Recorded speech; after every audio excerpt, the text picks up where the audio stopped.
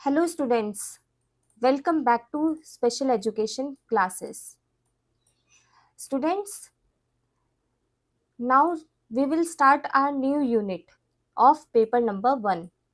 We have already completed unit 1, unit 2 and unit 3. Now today we will start our new unit which is unit number 4, early identification and intervention. List of the topics which we will study in this unit is early identification and twice exceptional children, next cross disability, next screening and assessments, next role of society, and the last topic models of early intervention. Okay, now let's start. Topic number 1, early identification and intervention. Early identification, जो ये शब्द है identification, ये किससे मिलकर बना है, कौन से शब्द से बना है? ये बना है आइडेंटिफाई शब्द से। आइडेंटिफाई का मीनिंग क्या है स्टूडेंट्स? आइडेंटिफाई का मीनिंग है पहचानना, मतलब कि बच्चे के विकास को पहचानना। क्या विकास बच्चे का जो है ठीक गति से हो रहा है, ठीक स्पीड से हो रहा है, या विकास की गति कम है, ये आइडेंटिफाई करना, ये पहचानना। और फिर इंटरवीन करना मतलब बार बारी एनालाइज करना, एनालाइज अगेन एंड अगेन, मतलब नजर रखना is intervention. Now early identification in special education refers to the process of recognizing developmental variations or disabilities in young children to understand their need for early intervention.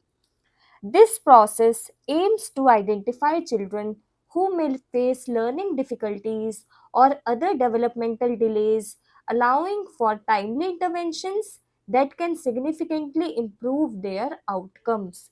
Early identification and intervention early identification and intervention का result क्या रहता है? Development ठीक गति से शुरू हो जाता है। इसका रिजल्ट ये रहता है अर्ली आइडेंटिफिकेशन और इंटरवेंशन का कि बच्चे का विकास जो है ठीक गति से होना शुरू हो जाता है। Now in detail we will study early identification.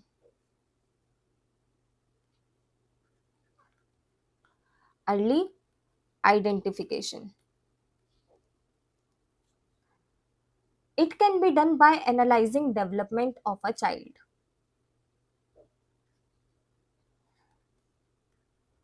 बच्चे के विकास को एनालाइज किया जाए तो अर्ली आइडेंटिफिकेशन होता है। कहा जाता है कि 5 साल तक बच्चे का 90% विकास हो जाता है सारे एरियाज में, चाहे वो सोशल हो, चाहे वो इमोशनल, मेंटल, कॉग्निटिव या फिजिकल। बच्चे का 90% विकास 5 साल की उम्र तक हो जाता है।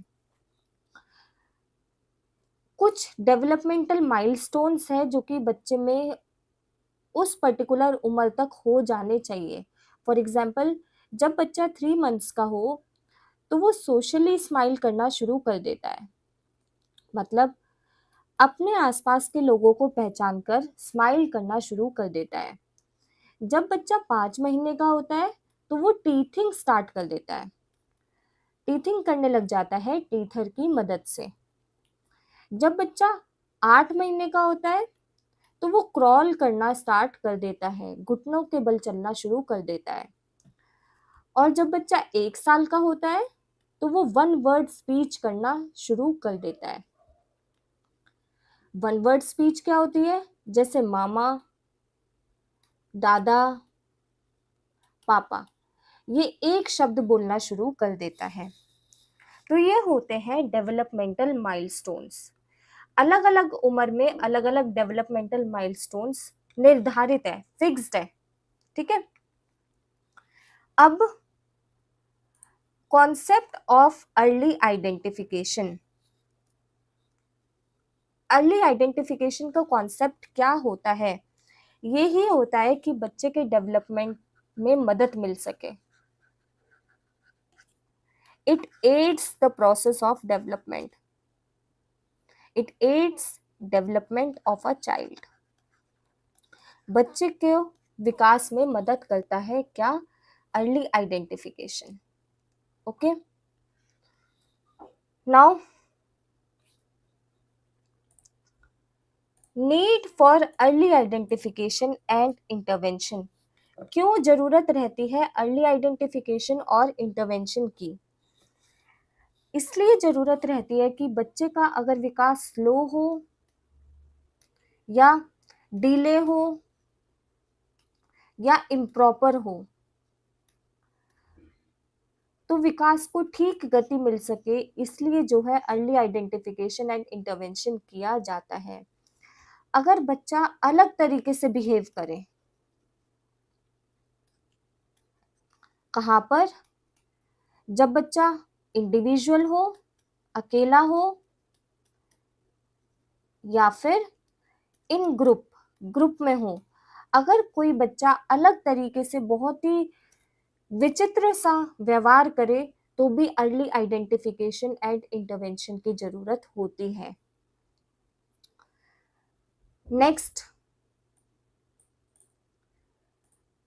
Domains for early identification. किस किस डोमेन में हमें वर्क करना चाहिए अर्ली आइडेंटिफिकेशन करने के लिए? फिजिकल डोमेन, बच्चे का शारीरिक विकास में, जैसे कि बच्चा अगर लेट चले, लेट मूवमेंट हो, या delayed development of gross motor skills, development of gross motor skills, बच्चे की जो ग्रॉस मोटर स्किल्स है उनका विकास बहुत देरी से हो, तो बच्चे के शारीरिक डोमेन में जो है अर्ली आइडेंटिफिकेशन करने की जरूरत है. नेक्स्ट डोमेन क्या है? रीजनिंग. अगर बच्चा लेट से समझे, वीक अंडरस्टैंडिंग हो या वीक रीजनिंग हो, मतलब बहुत ही गलत या लेट या डिलेड आंसर करे, तो हमें रीजनिंग वाले डोमेन में बच्चे के अर्ली आइडेंटिफिकेशन की जरूरत है. रीजनिंग डोमेन जो रिलेटेड होता है ये होता है हमारा मेंटल डेवलपमेंट से, मेंटल से या फिर कॉग्निटिव से भी बोल सकते हैं. इसके अंदर क्या क्या आता है? समझ, रीजनिंग मतलब उत्तर देना, या डिलेड आंसर करना, डिलेड रिस्पॉन्स देना, ये होता है रीजनिंग या मेंटल या कॉग्निटिव डोमेन में. Okay, next is social domain. अगर बच्चे का सामाजिक जो डोमेन है, स्तर है, वो कमजोर हो, जैसे कि बच्चे को ये ना पता हो कि अगर बच्चा अकेला है तो कैसे बिहेव करना चाहिए, या अराउंड पीपल, लोगों के आसपास है तो कैसा बिहेव करना चाहिए, या अपने एनवायरनमेंट में कैसा बिहेव करना चाहिए, तो उसे सोशल डोमेन में जो है अर्ली आइडेंटिफिकेशन की सख्त जरूरत है. And the last domain is language development domain और कम्युनिकेटिव डेवलपमेंट डोमेन. जब बच्चा बहुत ही धीरे गति से या डिलेड तरीके से जो है लैंग्वेज का, अपनी भाषा का विकास करे, तो हो जाता है, तो वो कौन से डोमेन में आता है? वो आता है लैंग्वेज डोमेन में. फॉर एग्जाम्पल, बच्चा बहुत धीरे से लिखे, मतलब कैसे लिखना है ये बहुत लेट तरीके से समझे, या कैसे बोलना है ये भी बहुत लेट से समझे, तो ये आ जाता है हमारा लैंग्वेज डोमेन में. Okay, so there are 4 main domains for early identification. जो हमारी क्रियाएं हैं, जैसे चलना, बोलना, समझना, इनके अलग अलग फिक्स्ड डोमेन हैं, मतलब अलग अलग स्तर हैं, जैसे कि शारीरिक स्तर, उत्तरी स्तर, सामाजिक स्तर या भाषा स्तर. ये इन स्तरों पे जो है अर्ली आइडेंटिफिकेशन की जरूरत को बताता है. Now next topic, twice exception और टूई. इन सिंपल टर्म्स, अगर आसान शब्दों में कहा जाए तो ट्वाइस एक्सेप्शनल, जिसे टूई भी कहते हैं, क्या होता है ये? refers to individuals who are both very talented or gifted and have a learning disability or other challenge। मतलब एक बच्चा है ए, वो एक एरिया में बहुत स्ट्रांग है, मजबूत है, और दूसरे एरिया में बहुत वीक है, कमजोर है, तो वो किससे ग्रसित है, किससे पीड़ित है, किससे अफेक्टेड है? वो बच्चा टूई है, मतलब वो बच्चा ट्वाइस एक्सेप्शनल है।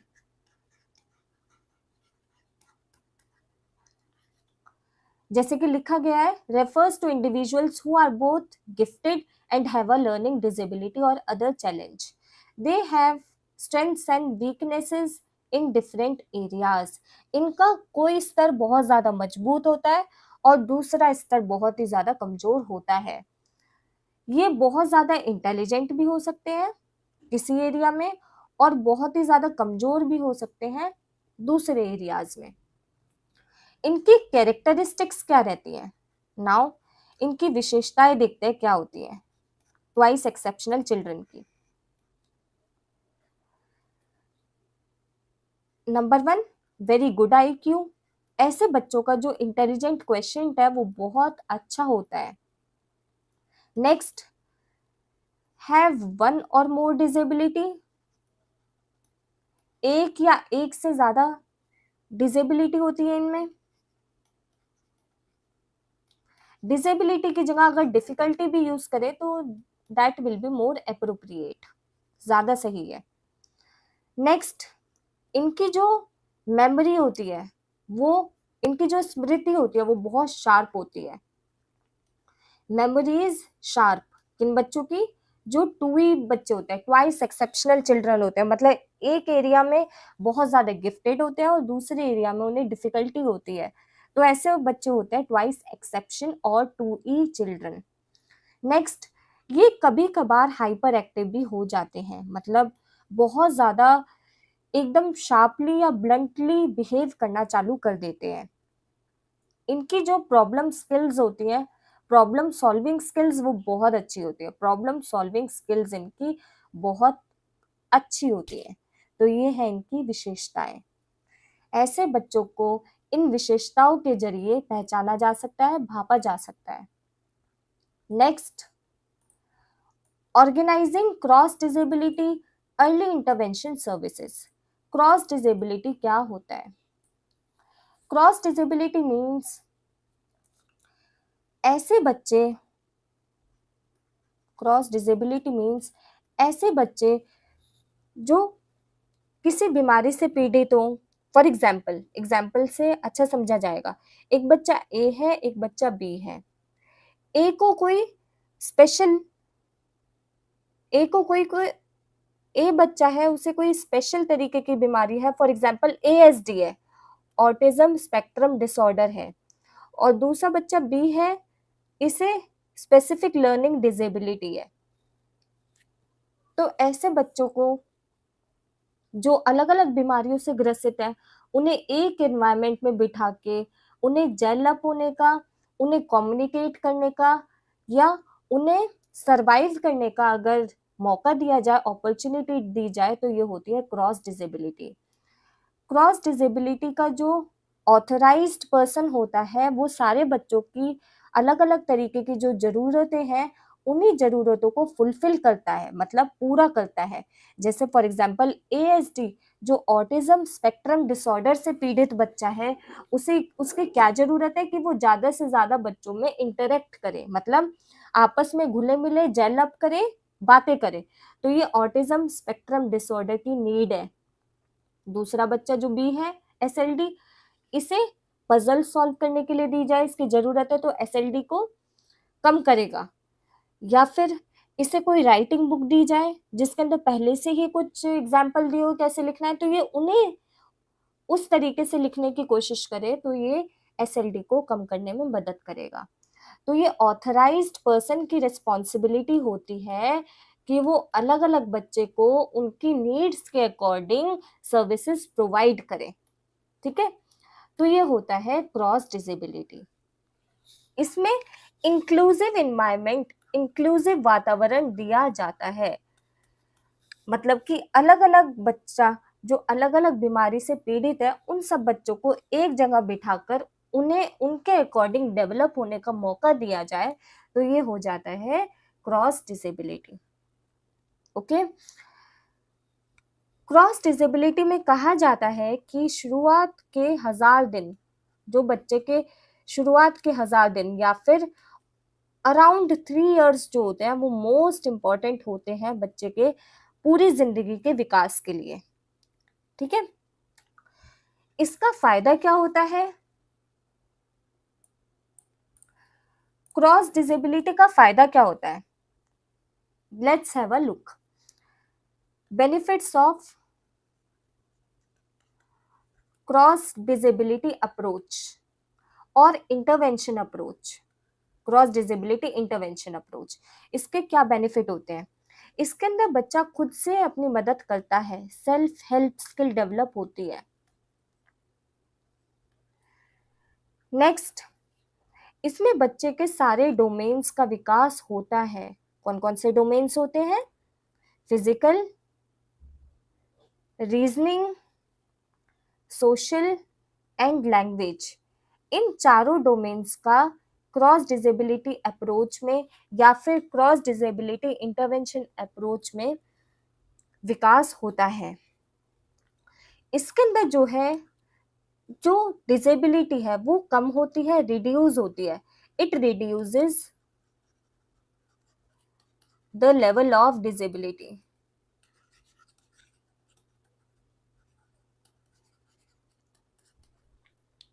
Okay, now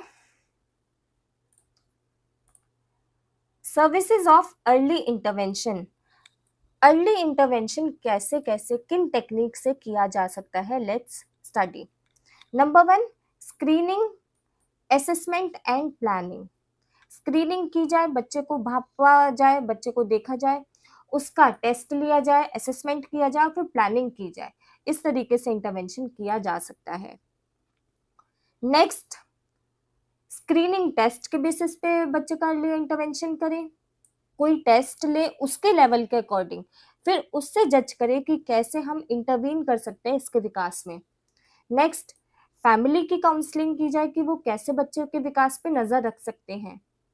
next, school readiness, बच्चे को इंक्लूसिव इन्वायरमेंट दिया जाए, मतलब अंडर द सेम रूफ पढ़ाया जाए और टीचर्स को बोला जाए कि वो बच्चे का अर्ली इंटरवेंशन टाइमली करते रहें। तो ये स्कूल की मदद से भी अर्ली इंटरवेंशन किया जा सकता है। एजुकेशनल डेवलपमेंट, मतलब कि बच्चे के लेवल के अकॉर्डिंग करिकुलम जो सिलेबस है वो फ्रेम किया जाए, तो इस तरीके से भी इंटरवीन कर सकते हैं। हेल्थ सर्विसेज, बच्चे का स्वास्थ्य जो है टाइमली चेक किया जाए, तो इंटरवेंशन किया जा सकता है। नेक्स्ट, स्पेशल इंस्टीट्यूट की मदद से इंटरवेंशन किया जा सकता है। नेक्स्ट, थेरेपी सेशंस कराए जा सकते हैं इंटरवेंशन के लिए। और टीम वर्क, जैसे कि कहा जाता है बच्चा जो है टीम में ज़्यादा अच्छे से उसका विकास होता है, तो टीम वर्क में भी अर्ली इंटरवेंशन किया जा सकता है।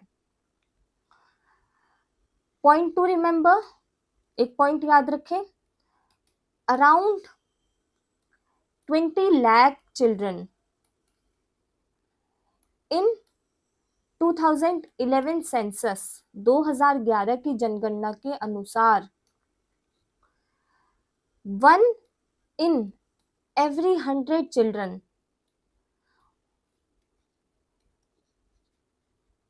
is disabled। मतलब कि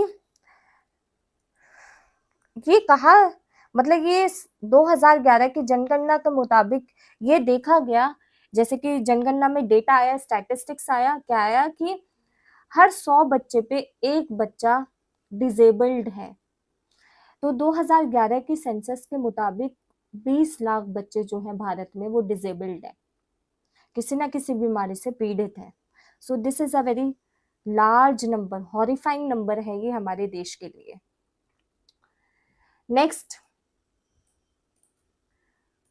Next topic is screening and assessment of disability and to each child. What is screening?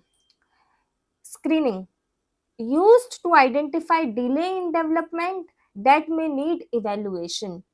It is the first step of assessment process. Screening क्या होती है? जब बच्चे का विकास जो है वो धीरे गति से हो तो उसमें इवैल्यूएशन की जरूरत है, मतलब बार बार उस पर नजर रखने की या चेक करने की जरूरत है, तो ये होता है स्क्रीनिंग। मतलब ये आइडेंटिफाई करता है अगर विकास में कुछ डिले है, कुछ स्लो पेस से हो रहा है, तो उस चीज को ये आइडेंटिफाई करता है, तो ये होती है स्क्रीनिंग। और ये असेसमेंट प्रोसेस का पहला स्टेप है। नाउ विलियम पी एक व्यक्ति है, उन्होंने क्या कहा है? Screening help those people in assessing who need early intervention and can be cured later. Screening ऐसे लोगों की मदद करता है जिन्हें एसेस करने की, जिन्हें चेक करने की जरूरत है, और चेक करने के बाद ये पता चले कि इनका डेवलपमेंटल पेस बहुत कम है और इन्हें रिक्वायरमेंट है अर्ली इंटरवेंशन की, और अर्ली इंटरवेंशन से फिर ये चीज ठीक भी की जा सकती है। मतलब अगर ये एक एरो फॉर्मेट में देखें तो क्या है? स्क्रीनिंग पहला स्टेप है असेसमेंट का। स्क्रीनिंग चेक करता है डेवलपमेंट के पेस को, गति को चेक करता है। अगर कुछ कमी पाई जाती है तो ये अर्ली इंटरवेंशन को एड करता है, मदद करता है, और अर्ली इंटरवेंशन होने के बाद लगभग बच्चे ठीक हो जाते हैं। गुड इन स्टेट मतलब ठीक स्टेज में पहुंच जाते हैं। तो जो ये स्क्रीनिंग है ये बहुत जरूरी है बच्चे के विकास पे नजर रखने के लिए। Now stages of screening. Screening की क्या क्या स्टेजेस होती हैं? There are 2 stages of screening. Number 1 emergent, number 2 first hand. Now what is emergent and what is first hand?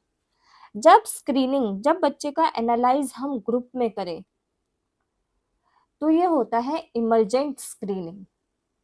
अगर बच्चे का विकास को हम चेक करें कैसे? इंडिविजुअली, बिल्कुल अकेले, या कह सकते हैं वन ऑन वन तरीके से किया जाए, तो ये होती है first hand screening. Emergent screening group में होती है, पूरे समूह में होती है, और फर्स्ट हैंड होती है अकेले या वन ऑन वन तरीके से। So there are 2 stages of screening. Number 1 is emergent and then number 2 is first hand. Now what is assessment? Assessment क्या होता है? जैसे कि हमने पढ़ा first step of assessment is screening. Screening पहला स्टेप होता है असेसमेंट का। स्क्रीनिंग हमने देख लिया क्या होता है। Now what is assessment? Process of gathering and discussing information from multiple and diverse sources in order to develop deep understanding about a child and help him to improve. Assessment क्या होता है? Multiple sources से जानकारी लेना और फिर बच्चे के विकास में क्या हिंड्रेंस है, क्या रोक है, उस पर नजर रखना, उसे चेक करना और धीरे धीरे उसे इम्प्रूव करना, तो ये होता है असेसमेंट।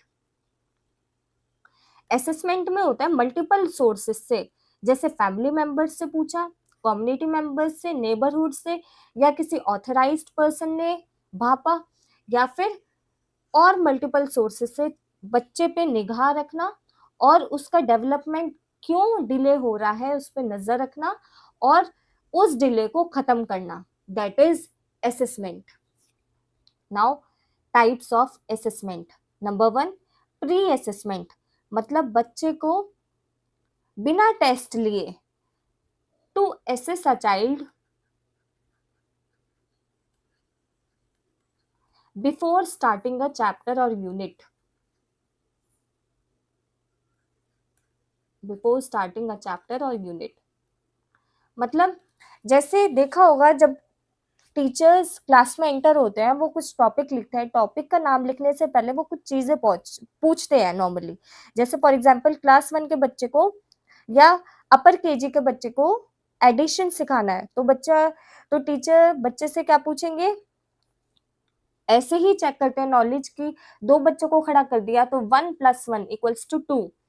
तो बच्चे की नॉलेज का लेवल जांचना, मतलब कुछ चैप्टर या कुछ यूनिट स्टार्ट करने से पहले बच्चे का लेवल जानना, ये होता है pre assessment. Next, formative assessment क्या होता है? टेस्ट लेकर पहचानना, मतलब एक चैप्टर या एक यूनिट पढ़ा दी, टेस्ट के बेसिस पे चेक करना कि बच्चे की कितनी अंडरस्टैंडिंग डेवलप हुई है, दैट इज फॉर्मेटिव असेसमेंट। जैसे हमारे स्कूल में जो एक ईयरली राउंड अप होता है टेस्ट का, एग्जाम्स का, उसमें क्या होता है कि हर 3 महीने में यूनिट टेस्ट होते हैं। ओके, क्लास टेस्ट होते हैं, यूनिट टेस्ट होते हैं। तो क्लास टेस्ट या यूनिट टेस्ट जो ये होते हैं, ये क्या होते हैं? ये होते हैं फॉर्मेटिव असेसमेंट। समेटिव असेसमेंट क्या होते हैं? जैसे हाफ ईयरली एग्जाम्स और एनुअल एग्जाम्स, ये होते हैं समेटिव असेसमेंट, जो कि एक पूरी 6 महीने की बच्चे की अंडरस्टैंडिंग को चेक करे, वो होते हैं समेटिव असेसमेंट। जो टाइम टू टाइम चेक करते रहे, वो होते हैं फॉर्मेटिव असेसमेंट। परफॉर्मेंस बेस्ड, बच्चे को उसके परफॉर्मेंस के अकॉर्डिंग उसका चेक, उसका लेवल ऑफ अंडरस्टैंडिंग चेक करना, ये होता है परफॉर्मेंस बेस्ड। बच्चे के पोर्टफोलियो के अकॉर्डिंग बच्चे का लेवल चेक करना, बच्चे का टेस्ट लेना, ये होता है portfolio based assessment. Now achievement test. Achievement test क्या होते हैं? ये होते हैं इंडिविजुअल टेस्ट, मतलब ये अकेले बच्चे को जब जांचा जाए, अकेला बच्चा हो जब उसे जांचा जाए, ये होता है अचीवमेंट टेस्ट। ये किसके द्वारा दिया गया था? सबसे पहले ये दिया था स्टैनफोर्ड बिने ने। स्टैनफोर्ड बिने, इनके बारे में हम पढ़ेंगे बाद में। अभी सिर्फ आप ये ध्यान रखिए कि अचीवमेंट टेस्ट इंडिविजुअल टेस्ट होता है और ये स्टैनफोर्ड बिने के द्वारा दिया गया था। Now next topic, role of parents, community, ECEC in early intervention, RPD 2016 and NEP 2020। अब हम देखेंगे पेरेंट्स का क्या रोल होना चाहिए बच्चे के विकास में, कम्युनिटी का, हमारी सोसाइटी का, समाज का क्या रोल होना चाहिए बच्चे के विकास में, और ECEC क्या होता है, इसके बारे में भी हम आज जानेंगे। Let's talk about role of parents first. माता पिता का क्या रोल होना चाहिए बच्चे के विकास में? सबसे पहले बच्चे को पढ़ाई में मदद करनी चाहिए माँ बाप को। हेल्प चाइल्ड इन स्टडिंग,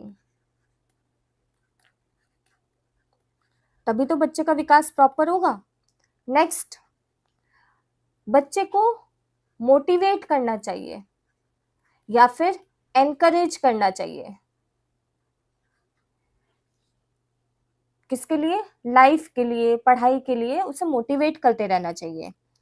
और ये इंश्योर करना चाहिए, ये बिल्कुल निश्चित करना चाहिए कि बच्चा जो है डिफरेंट एक्टिविटीज में पार्टिसिपेट करे। जैसे इंश्योर फुल पार्टिसिपेशन इन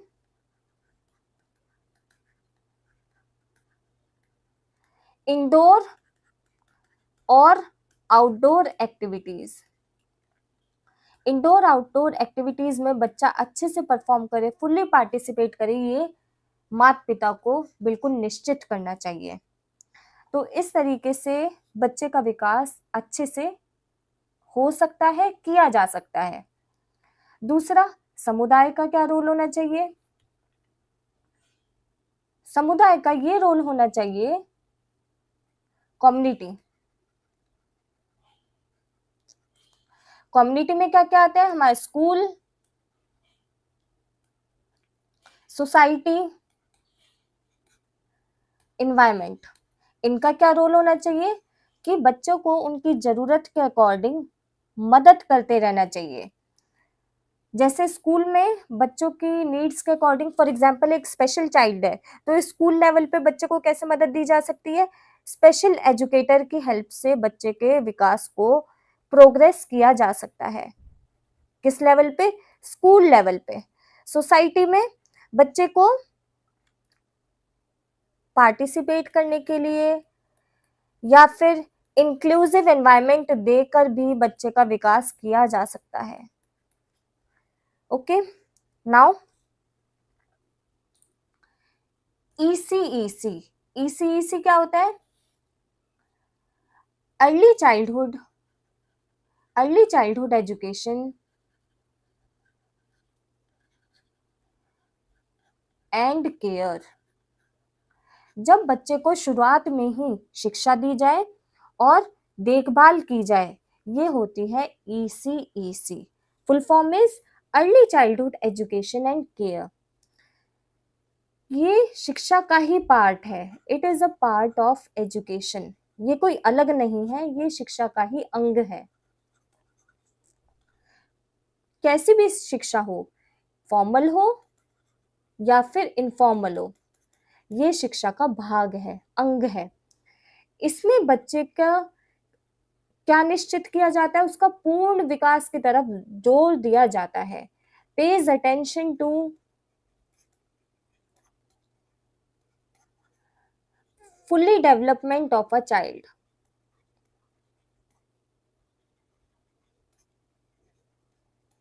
मतलब कोई भी बच्चे का डोमेन जो है कमजोर ना रहे, इस बात पे पूरा ध्यान दिया जाता है। ECEC early childhood education and care कब तक ध्यान रखती है? बच्चे के विकास पे 5 साल की उम्र तक। बच्चा 5 साल की उम्र जब पा जाता है, 5 साल की उम्र तक बच्चे के विकास पे जो है ECEC नजर रखता है। 5 years of age। Okay, now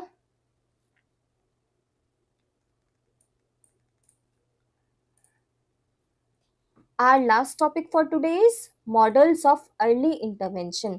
मतलब बच्चे के विकास में किस तरीके से बार बार चेक किया जा सकता है, इसके लिए 3 मॉडल्स हैं। Number 1 home based, number 2 centre based, number 3 hospital based. Now study about home based. Home based क्या होता है? जब फैमिली मेंबर्स ही बच्चों के विकास पे नजर रखना शुरू कर दे, बच्चे के विकास पे नजर रखना शुरू कर दे, तो ये होता है home based early intervention. Family का कोई मेंबर हो, हमारे नेबरहुड का या कम्युनिटी का कोई मेंबर हो, जब बच्चे के विकास पे नजर रखना शुरू कर दे, तो ये होता है home based early intervention. Next centre based early intervention क्या होता है? जब ऑथराइज्ड बंदे जैसे कि स्पेशल एजुकेटर्स या फिर कोई काउंसलर बच्चे के विकास पर नजर रखना शुरू कर दे, तो ये होता है centre based early intervention. Centre based और हॉस्पिटल बेस्ड अर्ली इंटरवेंशन में ज्यादातर जो है ऑथराइज्ड पर्सन्स होते हैं। मतलब इन्हें कंप्लीट नॉलेज होती है कि क्या बच्चे के विकास के बारे में सारी जानकारी इन्हें होती है। Mostly done by authorised persons. Hospital में डॉक्टर्स हो सकते हैं, नर्सेज हो सकती हैं, कोई पीडियाट्रिशियन हो सकते हैं, बच्चों का डॉक्टर। तो ये होते हैं hospital based early intervention. Home based early intervention में एक और चीज इंपॉर्टेंट है, क्या है? IFSP। ये क्या है? Individualised family service plan.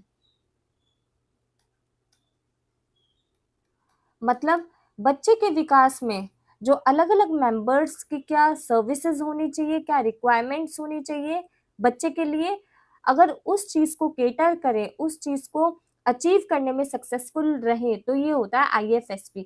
IFSP में प्लान दिया जाता है फैमिली मेंबर्स को कि बच्चे का ये वाला जो डोमेन है ये कम चल रहा है, ये अच्छा चल रहा है, ये ठीक चल रहा है। मतलब बच्चे के विकास के बारे में पूर्ण जानकारी फैमिली मेंबर्स को जब दी जाए प्लान के अकॉर्डिंग, तो ये होता है individualised family service plan. So students, models of early intervention का जो एम होता है, टारगेट होता है, वो क्या होता है? टू हेल्प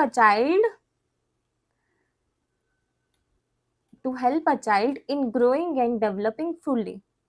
मतलब पूरे तरीके से बच्चे का विकास होना चाहिए, ग्रोइंग एंड डेवलपिंग फुली, ये जो है अर्ली इंटरवेंशन का टारगेट होता है।